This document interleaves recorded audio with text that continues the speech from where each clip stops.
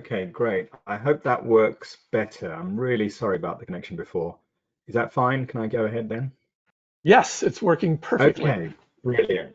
I'm also connected on my phone using data, so I've got built-in redundancy this time in case something goes wrong. I'm sorry about that, but I'm really happy to be here. Throughout my career, it's been really important for me to be thinking about how do we shift the power, and I'm really happy to see you all using that phrase, because in some ways, I think for those of us who are interested in and passionate about international development or sustainable development, I think it's, the means is sometimes just as important as the end, or the how is just as important as the what. And for, having worked in civil society, particularly 6 years at Civicus, thinking about how we strengthen civil society, to me, building strength and resilience within local institutions, local networks, local social formations is really important, and in some ways is an end in itself, not just a means to delivering something else. And I think all of you, if you're members of this movement or network, I suspect will share a similar belief. I just wanted to reflect very briefly before opening up to a discussion on a little bit of what I've been learning and seeing over these last 18 months, having been Chief Executive of Oxfam Great Britain. As I said earlier, it's the first time I've ever worked in a large international NGO like this. And it's also unusual because I spent many of the last few years critiquing, I think, the role of donors, the role of some of the larger bits of civil society in perpetuating some of the sort of frustrations or dysfunctionalities in our system, or in what's sometimes called the development industrial complex. And so it's been fascinating for me to see from the inside, if you will, of an INGO, how, what role we can play. I think for me, the really important has been trying to identify when is big beautiful in civil society. When can being of a substantial scale really help in terms of the overarching sort of mission of sustainable development, or supporting and strengthening society. And really, the journey for me over the last 18 months at Oxfam has been to work with colleagues on refining that. I think Oxfam, to its credit, and Oxfam's been around for almost 80 years now, has at many stages in its history been an active participant in some of those leading edge conversations about community development, about participatory development, about shifting the power. And I hope that you will see over the coming years that Oxfam itself is transforming. Some of you may have seen a paper written by Barney Talek, who happens to be an ex-colleague at Oxfam, who challenges the INGOs to face up to the reality that over the next few decades, INGOs only have three choices. They either transform, die well, or die badly. And I think, there's a lot of nuance there, but I think his basic point is a very valid one, that, in many ways, we're probably at the end of this aid system as we currently know it. Let's hope in 10, 20 years time, we don't need official aid in the same way that we currently do, that we don't need to have big agencies who are acting as conduits from the north for resources to go to the south. And really, the opportunity for, or the question for the likes of us is, do we want to transform? Are we serious about transforming? Or do we want to die well by perhaps making sure that over the next few decades we play our role as well as we can? Or do we badly because we are somehow sort of dinosaurs caught up in the previous epoch of international development? And I can clearly say at Oxfam, certainly over the last 18 months for me, if you want to frame it in that way, the choice is to transform. I think there really is a commitment here that this is an opportunity, but also the responsibility on the likes of us to to really change the way that we work. And there's a few things that are going on in Oxfam. Some of it you may have seen in the public domain that I hope hint at the transformation that's happening here. For a start, we are radically changing the geography of the network and how Oxfam turns up in the world. We currently have the Oxfam Confederation currently is 20 or so affiliate members, full members, if you will, with voting rights, who between us manage country operations in nearly 70 countries. And those are more traditional country offices where we program and implement projects, work with partners.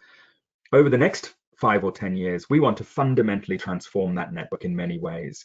At one end of the spectrum, we want to focus on transformative programming in some of the most fragile contexts around the world.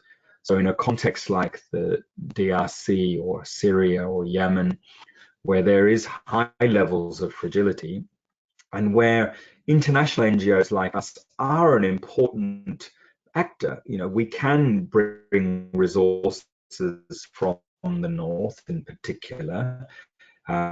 We can hopefully ensure quality programming, and we can start to do the hard work of strengthening local partners.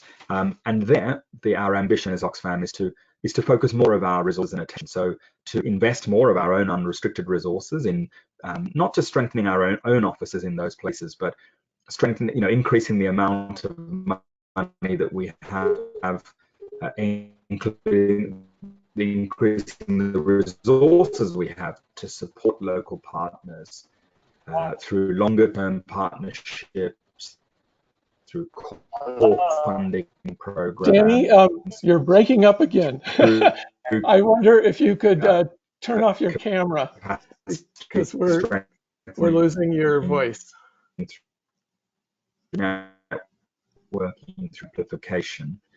So the Oxfam of the future, I think you'll see, will have a relatively bigger presence of those contexts. In other places, a position that we will actually step aside, that we don't. Yeah. Oh gosh. Oxfam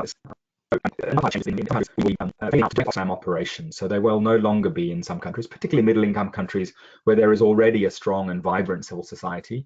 We will not necessarily have an Oxfam office as such with Oxfam staff and Oxfam programming. We will still work with partners. We will still make sure that we play whatever role we can, but we won't look the same in those places.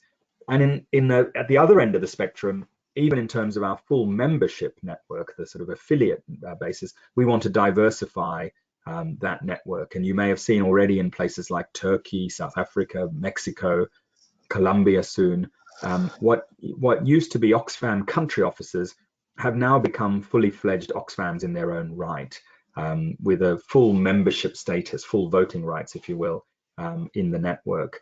And this is part of an attempt to diversify our own network so that when you look at the Confederation, it looks less like an INGO network, which is sort of founded in the north, funded through the north with northern members, moving money through to subsidiary offices in the south, but really a much more global network of peers who come together to pursue collective action, to pursue sustainable development, to pursue social justice.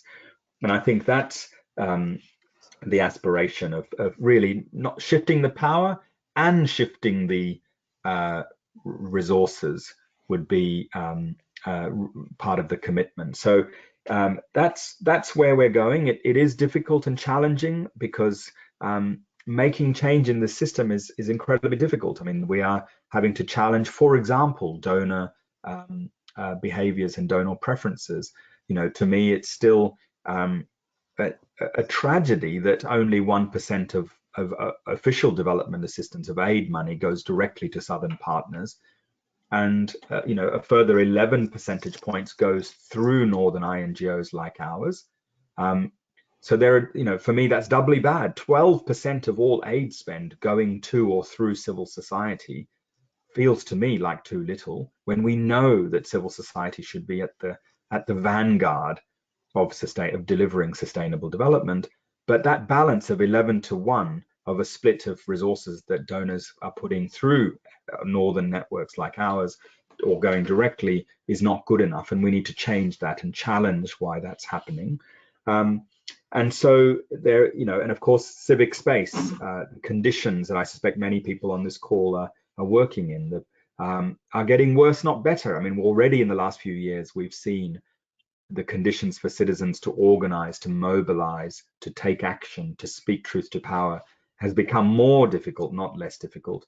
And in some ways, coronavirus and the imposition of new rules and new measures is making that worse for many of us. And so if you couple the sort of funding and resourcing constraints with the political civic space constraints, we really are in a very difficult period.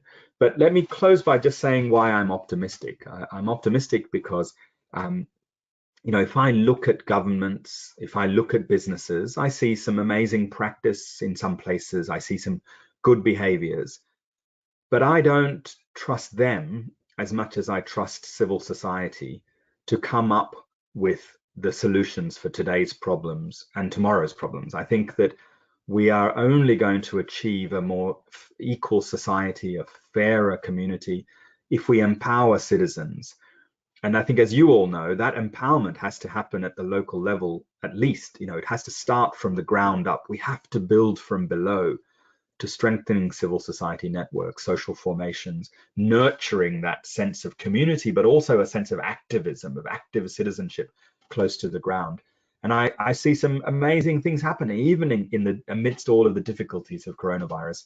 There's some amazing examples of how people are coming together.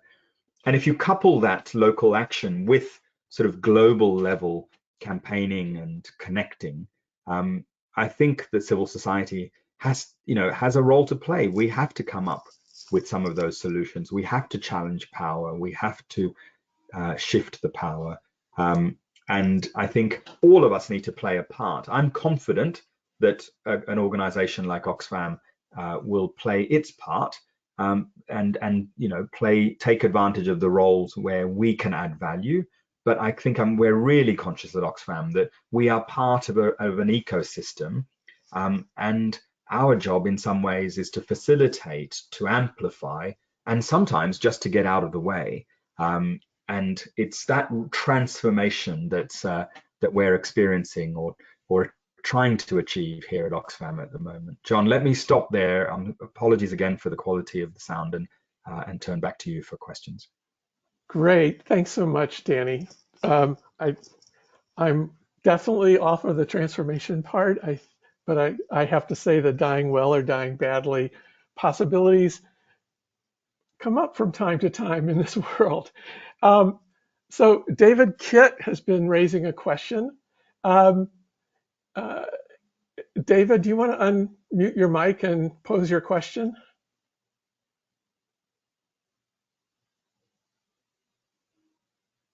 Or maybe you saw it in the chat, Danny, I don't know.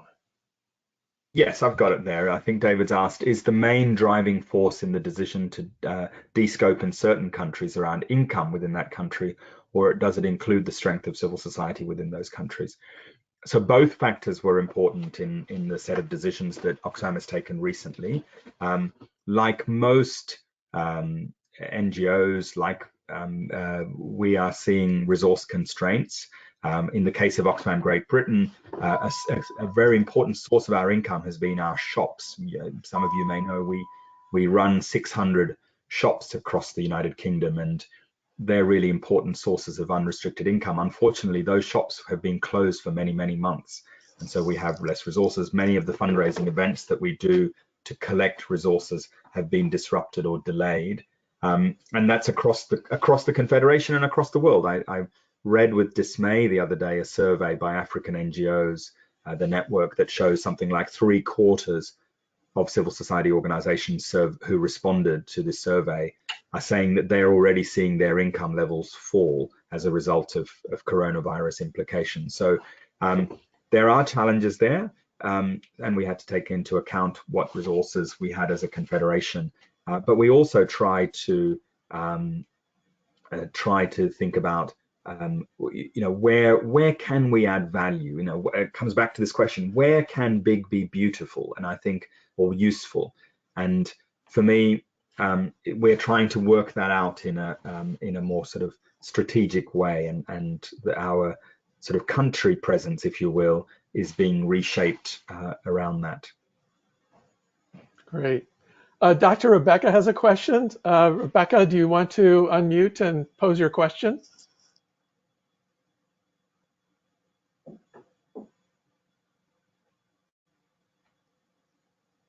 We're not hearing you, Rebecca. If your mic's not working, maybe you can type it into the chat. Hello. Ah, there you are. Hi, Doc. I am Rebecca Samuel Daly of SEPI, and working on the movement in Nigeria, and hopefully we will get our certificate. Thank you, Sir Danny, for this very important presentation. And I am very excited to hear that Oxfam is trying to help the civil society or put more resources into civil society than the INGO, which is very excellent. Because I have experience with working with the INGO as a local partner. We did most of the work, a lot of work, but then the resources that will be given to us is very small. It's like a drop of water on a finger in a sea of activities. Then you will go into the activities with barely nothing, and but the work is too much, and then the credit is usually goes to them and not to local partners. And then to develop the local partners to get up on their feet and do the work is very, very hard. But it is with the local partners that know the people. We are part of them. We experience all the problems that they are going through. We know every corner, and we are delivering 100%. Most of the international NGO, they will stay in the cities and maybe go once in a blue moon. So I am very, very excited. And since your office is in Nigeria, we are hoping to partner with you, sir. Thank you. Great, thanks, Rebecca. And you saw, I think, as you'll see in the chat, my colleague Sai has put in a comment on the experience in Mindanao, Philippines. And I think we have time for one more question, if anyone has a question for Danny. Yes, I do. Yes, please go ahead. Juliana. Okay, this is Juliana. Yes, from Kenya. Thank you very much. That was a wonderful presentation. Oxfam does a lot of good work. I just have two questions. One would be, I've seen the way civil society has evolved over the years, from when it was a feared conspiracy organization to a more open and community-led initiative outfit. So what I was suggesting, because what I've seen most with governments is that when civil society reacts, the government then puts in a lot of embargoes on their either operations or their cash inflows or any other operations that are related to community-led development activities. So would then a more cooperation and synergy approach work better other than a lot of resistance eventually, owing that COVID has set in so many, I would say, restrictions in terms of the way we for fundraising, because there isn't any physical engagement or gatherings for that matter, and it has changed. And so we would then have to look at a new approach, the new way to ensure that we engage with governments and the private sector so that we can have the best possible outcome, because each one of them is able to mobilize resources. So with what the civil society has and the agenda, they can always find a way to work and achieve their goal. And my second question is, it's a pity that Oxfam shops have closed, but I was just thinking my suggestion would then online e-marketing and e-commerce be an option for Oxfam, so that you can go back to being able to raise, because a lot of people now are using whether it's Zoom webinars or, and this is a new technology I just saw here today, which is wonderful and very clear.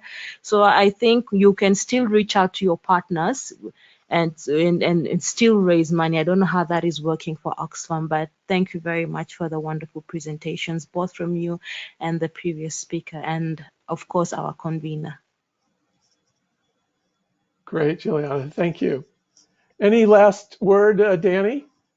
Look, no, thank you very much. I think the challenges that Rebecca speaks of are real, and we have to recognize that the relationships in civil society are imbalanced. And again, if we want to walk the talk on sort of our values, we have to be conscious of that imbalance and work to make sure that we're being as inclusive and accountable as possible.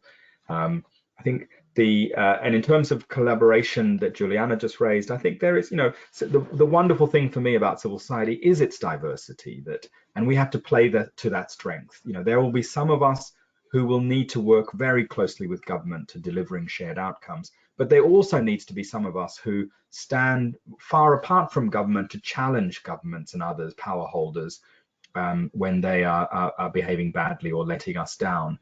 And, to me, the civil society is at its best when we work together very effectively in synergy, complementing each other, sometimes in our own organizations. And let me just say, for Oxfam, being such a relatively large and also old network, we do this often at the same time. And we've been doing this since our very beginning. I mean, we were founded by 8 volunteers in Oxford in the United Kingdom in 1942. During the Second World War, people were upset that the British government was stopping food from going through the Nazi blockade to Greece, which was experiencing a famine. And those 8 people, who were just citizens, decided to do 2 things. They raised money and sent money to the Greek Red Cross to buy food for food relief for those people starving. But they also began a campaign to challenge the UK government on why it was using this policy that was leading to humanitarian suffering. And that duality has been there throughout our history, of being both delivering important things to end or relieve poverty, but also changing the system, changing policy, speaking truth to power. Now, in our organization, we do that within our system, but in a wider civil society ecosystem, I think we need to do both. And in some ways, I use that story of 1942 because, of course, in those days, this was long before we had invented the word, over official development assistance and the aid system and the development industrial complex. We were, at our founding and for many decades after that, a part of community development, if you will, volunteers coming together to help each other and make change in the world. And in some ways, it's fantastic that some bits of civil society have become much more, much bigger, more institutionalized, more global. But that's great, because we need strong, global institutions. But we also need, for every one of us, we need thousands or millions of other different types of civic formations. And really importantly, we have to work together in that journey and be mutually accountable. And I hope that's the journey that Oxfam is on, and I'd love to stay in touch. If you have any ideas or suggestions, I'd love to receive them. And thank you very much again, John. Great, thank you so much. Yes, well, Oxfam, actually we started a chapter in the UK and then it sort of collapsed. So, but your colleague Joe was one of our keynote speakers, and so we'll stay in touch. Thank you so much for being with us today. And I think you made the choices for INGOs very clear. And as you heard, a lot of the folks on this line are on the other side of that, as Rebecca said, the short end of the stick. So we're hoping that the movement can really be a catalyst for that transformation.